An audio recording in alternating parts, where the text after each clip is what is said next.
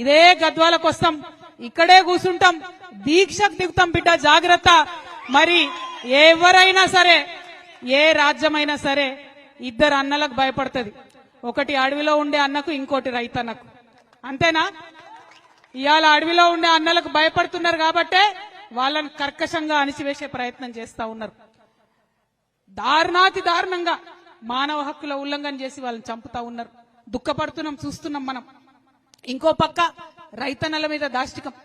కష్టపడి పొద్దున 10కి పోతే బయటకి సాయంత్రం 8-9 అయినా కూడా తోట నుంచి ఇబ్బంది పడి కష్టపడి వచ్చే రైతన్నను దారుణంగా ఇబ్బంది పెడతా ఉన్నారు. ఒకటి కాదు, రెండు కాదు. ఇవాళ కరెంటు అర్ధరాత్రి వస్తుంది. మరి మొత్తం కుటుంబాన్ని ఇడిచిపెట్టాలి, ఇంటికాడ వైఫ్ ని పిల్లల్ని అందరినీ వదిలిపెట్టాలి. వాళ్ళు ఎట్లుంటారో అని రందో పక్కన, మరి అక్కడికి పోతేనేమో పామో తేలో ఉడుతుందనే బెంగ ఇంకో పక్కన. మరి ఇంత పెద్ద పెద్ద మనుషులు వచ్చిందే, ఇయ్యరాదా కరెంటు?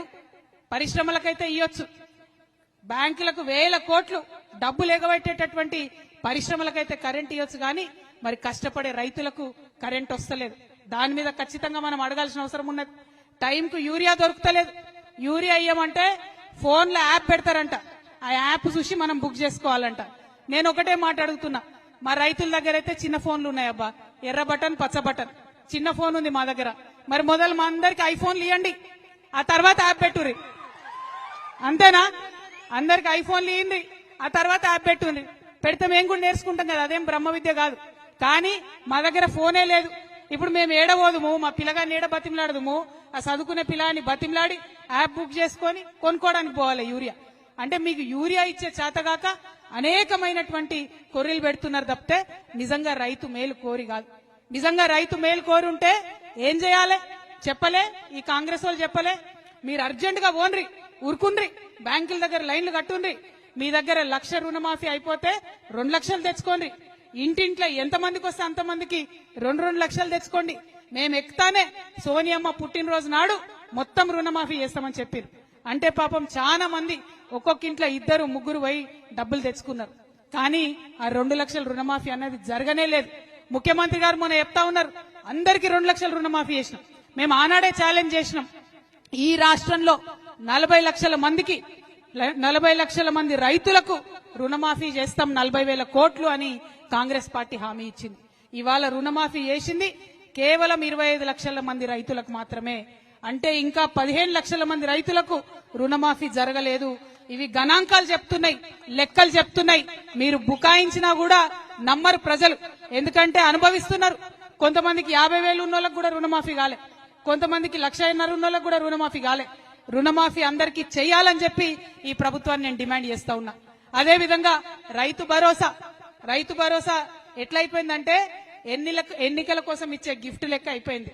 మన ముఖ్యమంత్రి గారు ఏమాత్రం మొహమాటం లేకుండా ఇగో రైతు భరోసాకి వేస్తున్నా నేను, తర్వాత ఎన్నికలు పెడతా ఎంపీటీసీ డెప్యూటీసీ అని చెప్తున్నారు. అంటే కేవలం ఎన్నికలప్పుడే రైతు గుర్తొస్తుండ తప్పితే మిగతా టైంలో గుర్తొస్తలేరు. కాబట్టి రైతు భరోసా ఖచ్చితంగా వేయాలని నేను ప్రభుత్వాన్ని డిమాండ్ చేస్తా ఉన్నా. మరి మొన్న సర్పంచ్ ఎన్నికలు అయితే ఈ ఏటికి అవతల వైపు నారాయణపేటలో మా తమ్ముడు గవినోల శ్రీనివాస్ గారు డైరెక్ట్ గా యునానిమస్ గా సర్పంచ్ గెలిచి మరి బోని కొట్టిండు జాగృతికి. ఆయన జాగృతి జిల్లా అధ్యక్షుడు నారాయణపేట. మరి మున్సిపల్ ఎన్నికలు రాగానే ఆ జోగులాంబ అమ్మవారి దయతోని గద్వాల్ నుండే జాగృతి జయగంట మోగింది, జైత్రయాత్ర ప్రారంభమైంది. మొత్తం వడ్డేపల్లి మున్సిపాలిటీ గెలుచుకున్నాం. అవునా కాదా? చూసిరా లేదా మీరందరూ? మరి అదే జైత్రయాత్ర కొనసాగుతుంది. సరే ఇలా వాళ్ళు మనతో ఉన్నారా లేదా చర్చ కాదు, ఎందుకంటే గద్వాల్ గడ్డ మీద ఒక రకమైన రాజకీయం నడుస్తుంది. ఏ పార్టీలు ఎవరు గెలిచినా అధికారం పెట్టుంటే అటే పోయేటట్టున్నారు. అంటే అప్పటిదాకా ముఖ్యమంత్రి మున్సిపల్ చైర్మన్ పిలుచుకోలే, కానీ ఒక్క వడ్డేపల్లిలా జాగృతి జెండా ఎగరంగానే దాబాబు అని చెప్పి పిలుచుకొని అందరితో ఫోటో దిగిరంట. అంటే ముఖ్యమంత్రి దగ్గర నుంచి మొదలు పెడితే ప్రతి ఒక్కరికి కూడా ఏ పార్టీలో గెలిచినా మా పార్టీలకు రావాలనే ఒక పిచ్చి రాజకీయం గద్వాల్లో నడుస్తుంది. నేను ఇవాళ ఎమ్మెల్యే గారిని అడుగుతున్నా, మీకు ధైర్యం ఉంటే, మీకు దమ్ముంటే, మీకు చిత్తశుద్ధి ఉంటే మీరు ఏ పార్టీయో రేపు ప్రెస్ మీట్ పెట్టి చెప్పండి. ఎక్కువ వేరే ఏం చేయదు, మీరు ఏ పార్టీయో చెప్పండి. ఏ పార్టీలో ఉన్నామో చెప్పుకోలేనటువంటి వాళ్ళు మీరు ప్రజలకు ఏం చేస్తారో ఎట్లా చెప్తారు? అంటే నువ్వు కాంగ్రెసా, నువ్వు బీఆర్ఎస్ఆ? నువ్వు కాంగ్రెస్ చేసే పనులు చేస్తావా ప్రజలకు, లేదా బీఆర్ఎస్ వాళ్ళు చెప్పే పని చేస్తావా? మరి ఏం చేస్తావు? ఏం చేయకపోతే ఎందుకున్నట్టు ఎమ్మెల్యే? రాజీనామా చేయి రాజీనామా. ఎందుకు అడుగుతా ఉన్నా అంటే బీఆర్ఎస్ పార్టీ నన్ను సస్పెండ్ చేసింది. నీతి ఉంది, నాకు ధర్మం ఉంది కాబట్టి ఆ పార్టీ ద్వారా వచ్చిన ఎమ్మెల్సీకి 1 నిమిషంలో నేను రాజీనామా చేసిన. నియత్ ఉండాలి, రాజకీయాలు చేయాలంటే నియత్ ఉండాలి, ధైర్యం ఉండాలి. ధైర్యం ఉంటేనే ప్రజాసేవలో ముందడుగే వస్తుంది. మరి ఇక్కడ ఎమ్మెల్యే గారిని అడుగుతా ఉన్నా నేను, మీరు ఏ పార్టీలో ఉన్నారు చెప్పండి ఫస్ట్ ప్రెస్ మీట్ పెట్టి. ఇందాక తమ్ముడు రంజిత్ అన్నట్టు ఈయన నెల నెలకు బీఆర్ఎస్ పార్టీకి చందా ఇస్తున్నంట. ఇయ్యడానికి వీరికి ఇంగితం లేకపోతే తీసుకోవడానికి బీఆర్ఎస్ పార్టీకి అని ఇంగితం ఉండాలి కదా. మరి వాళ్ళు ఎందుకు తీసుకుంటున్నారన్న విషయం వాళ్ళు కూడా ప్రజలకు ఖచ్చితంగా చెప్పాల్సినటువంటి అవసరం ఉంది. మరి అది బీఆర్ఎస్ అయినా ఇప్పుడు వచ్చిన కాంగ్రెస్ అయినా 12 ఏళ్ళు అవుతుంది. మనం చిన్నప్పుడు చదువుకునేది గుర్తుంది కావచ్చు మీ అందరికీ. బిరబిరా కృష్ణమ్మ పరుగులిడుతోంది అంటే మనం మంచిగా పెద్ద పాట అనుకొని పద్యం అనుకొని నేర్చుకున్నాం చిన్నప్పుడు. కానీ ఇప్పుడు కూడా బిరబిరా కృష్ణమ్మ మనని దాటుకొని పరుగులెడుతుంది తప్పితే మన నడిగడ్డకు మాత్రం నీళ్లు వస్తలేవు. తుంగభద్ర తన్నుకుంటే వెళ్ళిపోతుంది మన దగ్గరికి వెళ్ళి తప్పితే మన ప్రాంతానికి నీళ్లు వస్తలేవు. అటు తుమ్మిళ్ళ నుండి సగం కెపాసిటీ వర్క్ అవుతుంది. ఇటు నెట్టెంపాడైతే నా చిన్నప్పటి నుంచి నడుస్తూనే ఉంది నత్త నడకన. నత్తలు కూడా సిగ్గుపడుతున్నాయట, మమ్మల్ని ఇట్లా నెట్టెంపాడుకు కంపేర్ చేయకండి, దరిద్రంగా ఉంది, మమ్మల్ని అవమానం చేయకండి అని చెప్పి. నెట్టెంపాడుదా ఆ పరిస్థితి ఉంది అంటే ఇక నీళ్ళు ఎప్పుడు రావాలి నడిగడ్డకు, మరి మన కష్టాలు ఎప్పుడు తీరాలి? రైతు అనేటోడు గుండె మీద చేసుకొని ఎప్పుడు పడుకోవాలి? ఈ విషయాల్ని దయచేసి ఆలోచన చేయాలి.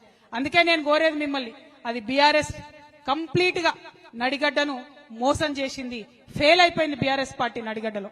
కాంగ్రెస్ పార్టీ 2.5 ఏళ్ళైంది వచ్చి ఏదో చేస్తామని చెప్పొచ్చిర్రు, కంప్లీట్ గా వాళ్ళు విఫలమైంది. మరి వాళ్ళ జరగాల్సింది ఏమున్నది? నాగర్ కర్నూల్లో నిన్న జరిగినటువంటి ఘటనలో మరి మాట్లాడాల్సినటువంటి అవసరం ఉన్నది. నీళ్లు రాకపోతే అడగాల్సినటువంటి అవసరం ఉన్నది. అట్లా అడిగేటోళ్లు కొత్త వాళ్ళు రావాల్సినటువంటి అవసరం ఉన్నది. కాబట్టే మీ అందరి దయతోని ఒక ముందడుగేస్తున్నాం. ఖచ్చితంగా ప్రభుత్వంలో ఎవరున్నా సరే ప్రజలకిచ్చినటువంటి మాటలు, ప్రజలకిచ్చినటువంటి హామీలు మీరు ఇయ్యాల్సిందే అని చెప్పి నిలదీసి అడగడానికే తమ్ముడు ప్రవీణ్ చెప్పినట్టు ఒక ఆయుధాన్ని అయితే నూరుతా ఉన్నాం.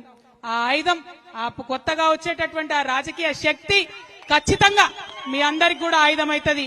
ఈ నడిగడ్డకు నీళ్లు తీసుకొచ్చేటటువంటి ఒక వజ్రాయుధంగా మీ ముందుకు వస్తామని తెలియజేస్తా ఉన్నాం. అదేవిధంగా రంజిత్ కుమార్ చెప్పారు, మరి అత్త అల్లుడు తప్ప ఇక్కడ ఇంకో కొత్త ముఖం కనబడతలేదని.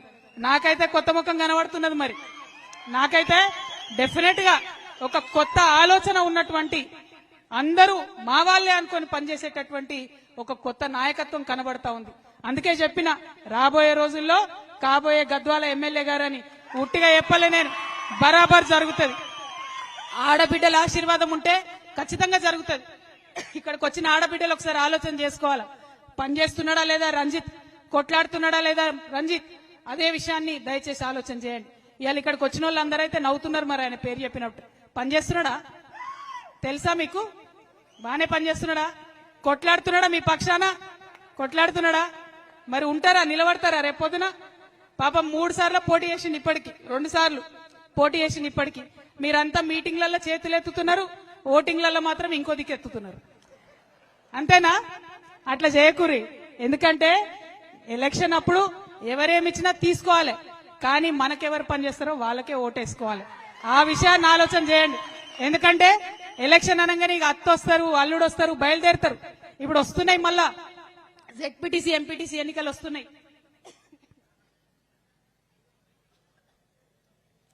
మళ్ళా జెడ్పీటీసీ ఎంపీటీసీ ఎన్నికలు. మూటలు ముల్లెలు తీసుకొని దిగుతారు. నేను ఒకటే మాట చెప్తున్నా, తీసుకోరి మూటలు, అవి మీ నెత్తి కొట్టి సంపాదించినాయే, మీ కష్టంతో సంపాదించినాయే, తీసుకొని ఏం భయపడదు. కానీ ఓటు మాత్రం ఖచ్చితంగా జాగృతికి, రంజిత్ చెప్పిన మనుషులకు మాత్రం ఓటేయండి. ఎందుకంటే మీ గొంతుకై నిలబడతాం. ప్రతి మండలంలో జెడ్పీటీసీ క్యాండిడేట్ ని పెడతాం, బలంగా కొట్లాడతాం. ప్రతి ఊర్లో ఎక్కడెక్కడ ఎంపీటీసీలు ఉంటే అక్కడ ఎంపీటీసీ క్యాండిడేట్లను పెడతాం, చాలా బలంగా కొట్లాడతాం. మరి ఆశీర్వదించమని అడగడానికి వచ్చినాం. ప్రతి ఒక్క విషయం మీద కొట్లాడతాం, ముఖ్యంగా మా ఆడబిడ్డల విషయం మీద బలంగా కొట్లాడతాం. 2500 రూపాయలు నెలకు మనకి ఇస్తామని చెప్పారు, ఇంతవరకు పత్తా లేదు. తులం బంగారం ఇస్తామని చెప్పారు, బాగా మెరుస్తుంది మీ మెడల బంగారం. రేవంత్ రెడ్డి ఇచ్చిందేనా? ఇచ్చిండా అమ్మా? అరే ఇచ్చిండ అనుకుంటారు మీరు, చెప్పకపోతే మరి ఇచ్చిరా రేవంత్ రెడ్డి? 2 చేతులెత్తురి, ఒకసారి చూడరాడు. రేవంత్ రెడ్డి బంగారం ఎవరికి ఇవ్వలేదట, ఇచ్చిండా? మరి కొట్లాడాలన్నా వద్దా? వాటి కోసం అడగాలన్నా వద్దా? అది అడగడానికే ఇక్కడ దాకా వచ్చినాం. అయితే ఇవాళ నేను మా ఆడబిడ్డలకు ఒక పరీక్ష పెట్టదలుచుకున్నా. నాకైతే రంజిత్ చాలా గొప్ప చెప్పిండు. ఇక్కడ నుంచి కలెక్టరేట్ దాకా అందరు నడిచి వస్తారు మీతో. నడుస్తారా? ఓపికందా? ఓపికందా? ఆకలి అవుతుందా? ఏం కాదు, వచ్చినాక తిందాం. నేను కూడా తినకుండానే వచ్చిన హైదరాబాద్ నుంచి. అంతేనా? మరి రైతులకు రావాల్సిన ఈ అన్ని సమస్యల మీద కలెక్టర్ గారి దగ్గరికి శాంతియుతంగా మనం మార్చి చేసుకుంటూ పోదాం. ఈ గద్వాలలో తెలవాలి అందరికీ, జాగృతలు నడుస్తురు రైతుల కోసం. మిట్ట మధ్యాహ్నం ఎండలో ఆడబిడ్డలు రైతన్నలు నడుస్తున్నారని తెలవాలి. ఒక సామెత ఉన్నది, రైతేడ్చిన రాజ్యం బాగుండదని ఒక సామెత ఉన్నది. మరి ఆ రైతులకు మిట్ట మధ్యాహ్నం ఎండలో నడిపిస్తున్నటువంటి ఈ రాజ్యం కూడా డెఫినెట్ గా బాగుండదు. వాళ్ళు వినాలే, రైతుల మాట విని వెంటనే మనకు రైతు భరోసా ఇవ్వాలి. మనకేదైతే పెండింగ్ ఉన్నటువంటి రుణమాఫీ ఉందో దాన్ని కూడా మాఫీ చేయాలని చెప్పి నేను ఈ ప్రభుత్వాన్ని డిమాండ్ చేస్తా ఉన్నాను. మళ్ళొక్కసారి నడిగడ్డ హక్కుల పోరాట సమితి తరఫున తరలి వచ్చినటువంటి రైతన్నలందరికీ ధన్యవాదాలు తెలియజేస్తూ, మరి అలసట లేకుండా నడుస్తారా? పక్క నాతోని నడుస్తారా? నాకు అన్నల మీద డౌట్, అక్కలు నడుస్తారు కానీ మళ్ళా బండ్లు ఎక్కుతారా మీరందరు బయటకు పోయి?